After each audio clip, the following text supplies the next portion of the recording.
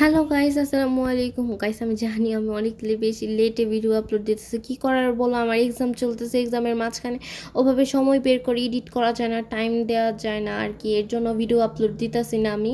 আর এই জায়গায় গাইস আজকে হচ্ছে আজকে কি ঘুরতে চলে আসছে এক জায়গায়। আর তোমরা এর আগের ভিডিওতে দেখাইছিলাম যে একটা বিয়ে বাড়ি খাইতে গেছিলাম। ওই যেদিন বিয়ে বাড়ি খাইতে গেছিলাম ও জায়গায় বিয়ে বাড়ি থেকেই আমরা গেছি একটু ঘুরতে।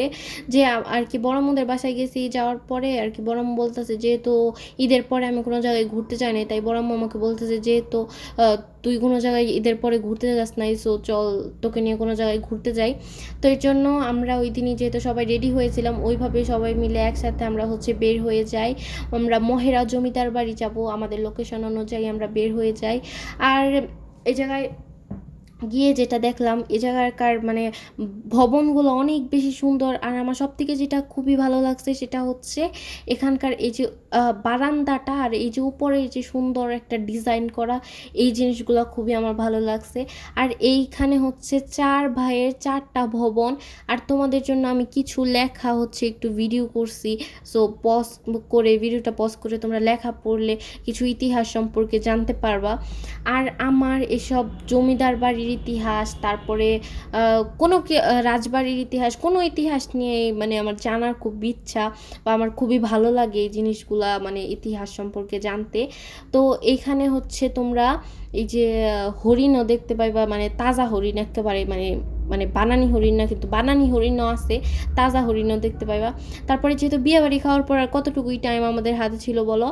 তো ওইখান থেকে যেহেতু আমরা গেছি বিকালবেলা, সো ওইখান থেকে বের হয়ে যাই আমরা তাড়াতাড়ি।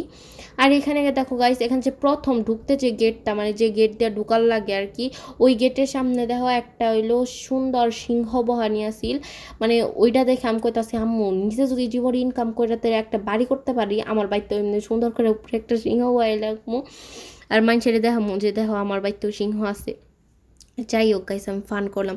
আর এখানে যে লেখাটা দেখতে পাইতেছো, এটা পড়লে মোটামুটি তোমরা বুঝতে পারবা জমিদার বাড়িটা সম্পর্কে।